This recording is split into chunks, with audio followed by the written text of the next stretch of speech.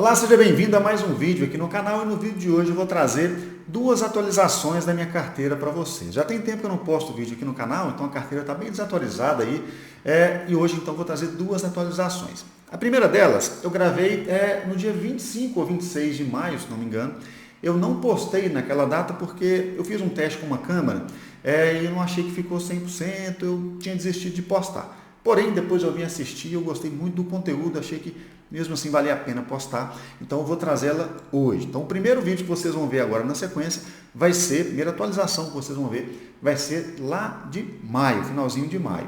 Aí, depois desse vídeo, eu vou trazer para vocês então a atualização do dia de hoje, vou mostrar como que está a carteira no dia de hoje para vocês, ok? Então já aproveito para mandar aqui um abraço para o Hudson e para o Bernardo lá de Brasília, aquela dupla pé frio e pé gelado, grande abraço para vocês.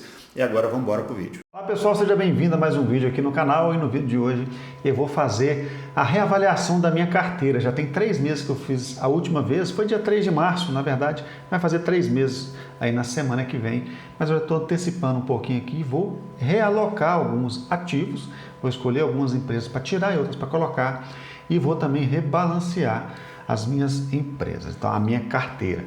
Então, se você já gosta desse tipo de vídeo, já te convido a se inscrever aqui no canal, que sempre está tendo vídeo desse tipo aqui para vocês. Se gostar do vídeo, deixa aquele joinha que ajuda bastante aqui ao YouTube reconhecer o conteúdo e indicar para mais pessoas. E não deixe de compartilhar com seus amigos também que possam se interessar por esse tipo de conteúdo. Então, vamos lá para o vídeo. Bom, antes de eu começar a fazer aqui a realocação, de escolher alguns ativos, vale a pena explicar para vocês aqui um pouco do que eu levo em consideração e por que eu faço esse tipo de realocação. No ano passado, eu desenvolvi uma metodologia em que eu consegui fazer uns testes, desenvolver um programa, na verdade, e que eu consegui fazer uns testes de carteira no passado. Então, eu simulei algumas carteiras no passado, utilizando alguns indicadores fundamentalistas, criei alguns critérios ali, e eu pude perceber que as carteiras, quando eu criava um ranking das empresas e utilizava aquelas melhores empresas colocadas no ranking, as carteiras com aquelas empresas se davam melhor do que as piores colocadas no ranking. Então, aquilo me fez ter confiança em estar sempre alocando ativos que estão melhores posicionados naquele ranking. Então, baseado nisso, eu vou mostrar para vocês agora aqui a minha carteira e vocês vão ver o porquê de eu estar rebalanceando no dia de hoje. Bom, essa é a minha carteira atual, eu tenho essas empresas aqui.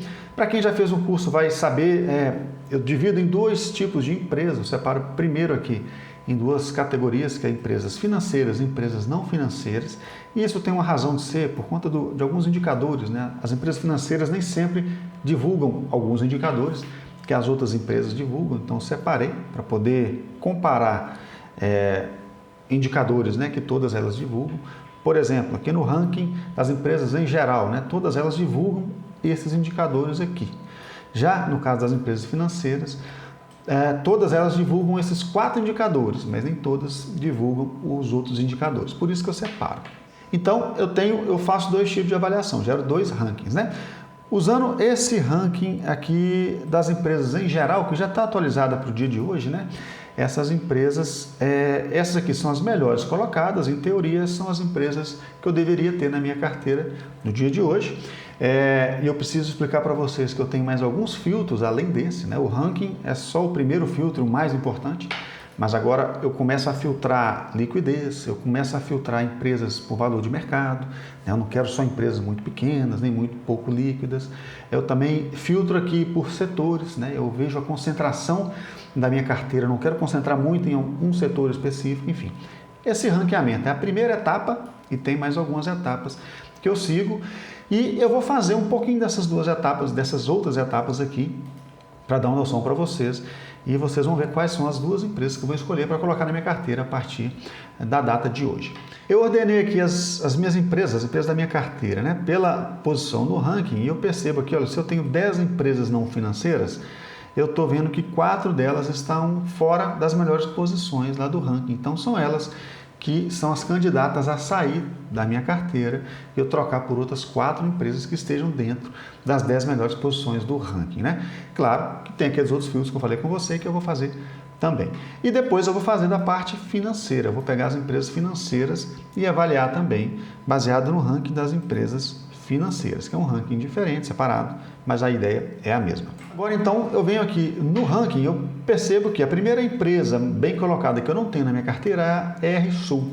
Então eu vou fazer uma verificação aqui no site do Fundamentos. Eu gosto de olhar no site do Fundamentos porque ele compila de uma forma que eu acostumei, por isso que eu uso ele. Mas a gente pode fazer em qualquer outro site que forneça essas informações, tá? Eu venho aqui e vejo alguns indicadores aqui, se me agradam, né? Eu gosto muito de olhar essa dívida, por exemplo, sobre patrimônio, não gosto que ela esteja muito alta, no caso aqui é a dívida líquida negativa, isso é ótimo.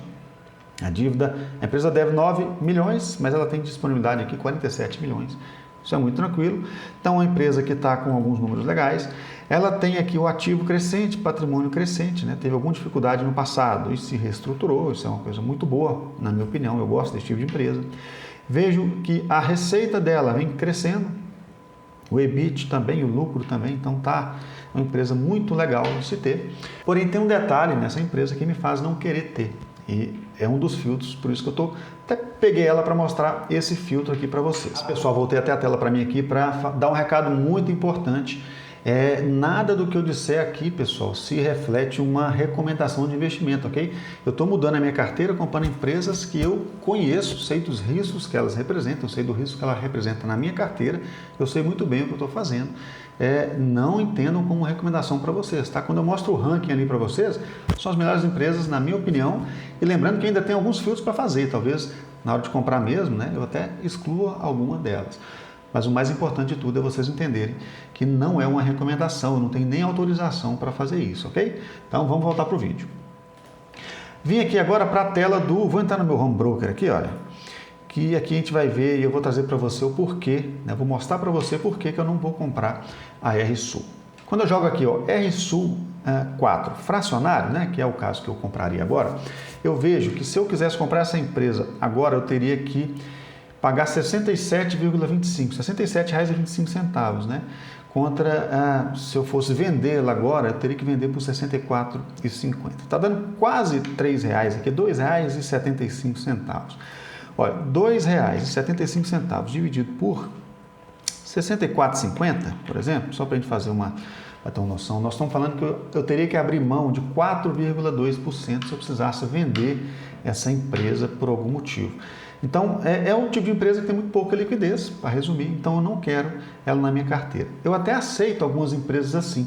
Eu tenho já a empresa pouco líquida na minha carteira, então mais um motivo para eu não colocar mais uma, tá? Então, esse aqui é o primeiro filtro que eu faço. A primeira empresa que era candidata a entrar na minha carteira, ela não vai entrar.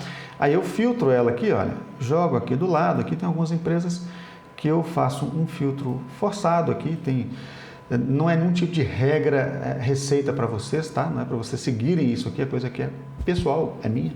Por exemplo, Petrobras está aqui nesse meio, mas por conta de alguns motivos que eu escolhi, né, de perfil, enfim. Vamos voltar então aqui agora para as empresas candidatas, né? A próxima candidata é essa DEXP. Eu trago aqui no Fundamentos, faço também mais o próximo passo, né, lá da metodologia seria eu vir aqui, dar uma geral aqui nesses gráficos, nesses números e decidir se daqui eu decido, né, se passa nesse filtro ou não, né? Eu gostei dessa empresa aqui, vamos ver se a liquidez dela é um pouco melhor, pelo menos, do que a RSul, olha. Tá dando aqui 18 centavos, né, 18 centavos dividindo pelo valor de compra aqui, só para a gente ter uma base. Nós estamos falando de abrir mão de 1,8% se precisar vender numa urgência, né? É menos do que a RSul, dá para a gente pensar. Eu vou até aceitar essa aqui. Está longe de ser o ideal, tá? Mas eu vou aceitar. Isso é uma coisa pessoal. Eu ensino lá para o pessoal do curso que tem essas peculiaridades, né? Algumas que eu vou querer comprar, nem todo mundo, não vai ser unânime para todo mundo. Eu particularmente vou tentar comprar essa aqui num valor aqui próximo desse 9,91, vou colocar aqui 9,93 mais ou menos, vamos ver se vai sair. Então essa empresa passou e da mesma forma eu vou fazendo um filtro aqui com as outras empresas, né? A Posi, por exemplo, eu não gosto dessa dívida dela, 1,1 do patrimônio, então é uma coisa minha. Quer dizer que ela é uma empresa ruim? Não, eu não estou falando mal dessa empresa, só que ela tem um indicador aqui, olha, que está fora dos meus filtros, então eu descarto essa empresa, né? Eu trago, eu jogo ela aqui embaixo, faço ali aquele mesmo filtro que eu falei com vocês que eu fiz na outra, e agora não vai mais aparecer na ordenação, na hora de ordenar aqui as empresas. A SUSB 3, né, é outra empresa que tem uma dívida sobre patrimônio muito alta, tá vendo? Então, eu prefiro não ter essa empresa na minha carteira, lembrando que a gente nunca vai saber se essa empresa ou aquela vai subir primeiro, ou vai subir mais. Não tem como saber isso, ninguém sabe disso. Então, o que a gente consegue buscar é o seguinte: qual empresa te deixa mais confortável de ter na sua carteira agora? Então, essa resposta, na hora que eu busco essa resposta para mim, são empresas que não têm dívida sobre patrimônio muito alto. Por isso que eu não tenho essas empresas. Então, eu vou filtrar a Suzano, não quero ela. E a próxima empresa que eu vou avaliar vai ser a CGRA. Essa CGRA pode ser que ela atenda aqui os critérios. Já analisei aqui, eu já tinha analisado antes, nesses números aqui estão ok para mim. A dívida está tranquila. Quando a gente pega aqui, olha, os ativos, patrimônio crescentes. Uma coisa legal desse ranking, desse método, é que ele traz, né, aquelas primeiras colocadas, geralmente elas vêm com gráficos nesse formato aqui, né, de receita crescente, lucro crescente ou estável no alto, né? A gente já consegue fazer um belo filtro aqui naquele ranking. Então, uma das vantagens dessa metodologia. Essa empresa aqui me agrada, eu já estudei sobre, tem um passo que a gente vai buscar sobre a empresa, o que é que ela faz, quais são os negócios da empresa, isso eu ensino fazer lá no curso, né? Não vou fazer aqui para não ficar muito longo, mas eu já busquei, já aprovei essa empresa para minha carteira. Falta essa parte que eu realmente não fiz, vou fazer agora, que é da liquidez, CGRA 3F. Vamos ver como é que é essa liquidez dela. Ela está 53 centavos de diferença, 29,02. Nós estamos falando aí de 1,8% de diferença também, igual aquela outra anterior. Eu vou aceitar isso aqui, eu vou colocar essas duas empresas na carteira. Voltando aqui, frisando, né? Nenhuma dessas empresas é recomendação de compra, nem essas outras que estão na frente aqui do ranking são recomendação de compra. Existem riscos envolvidos, eu sei desses riscos. Estou tranquilo com eles. Existe todo um gerenciamento na hora de escolher. Não é simplesmente estar aqui na frente do ranking, tem um gerenciamento que eu ensino a fazer lá no curso. Tem mais coisas envolvidas. É importante que vocês saibam disso, ok? E agora, voltando aqui, vocês vão reparar, olha, que essas duas empresas aqui eu já tenho, as duas próximas da fila eu já tenho, que é a Unip e a Cambi. Então, não vou vender essas duas empresas e eu vou ficar, então, com as 10 primeiras do ranking. Eu vou vender, então, apenas essas duas, que vai ser a Euca e a VUC, ok? Por que eu vou vender? Porque elas estão pior posicionadas no meu ranking e o meu método mostrou, o meu estudo de backtest mostrou que está posicionado nas melhores colocadas no ranking, trouxe resultados melhores ano passado. Bom, está feita a parte então das empresas não financeiras.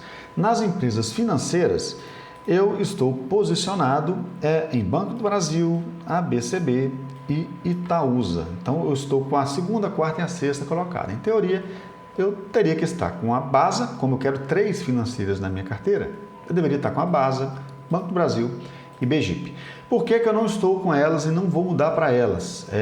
Elas têm uma liquidez menor do que essas outras que eu já tenho. Então, como eu falei com vocês agora há pouco, eu não vou repetir, para não alongar muito, eu não quero empresas tão pouco líquidas na minha carteira, né? Eu já tenho empresas pouco líquidas lá e já rompeu minha cota disso. Então, eu não vou colocar BASA e BGIP por causa da liquidez. A BRSR eu poderia colocar no lugar da Itaúsa. Seria sim uma coisa válida.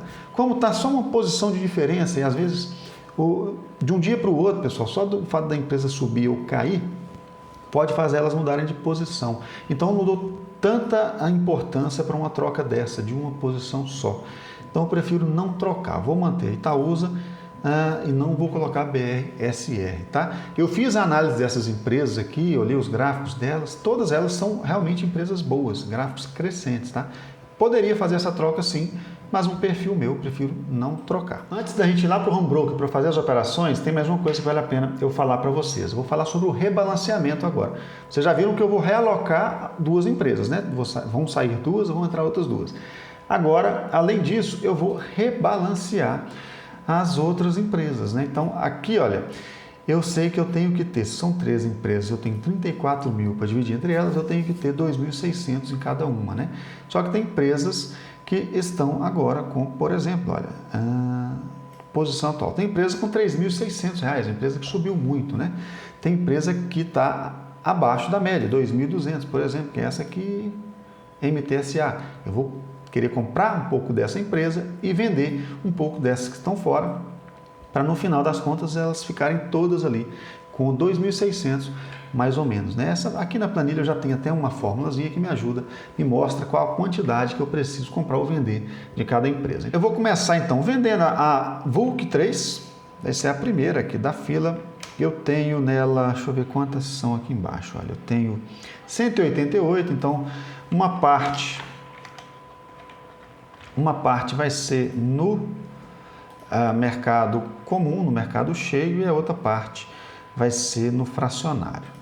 Eu vou colocar a loja, vou agredir aqui, olha, 15,67, tá fácil, então vou vender 15,67, já executou, e o restante, né, são 88, vai ser no mercado fracionário.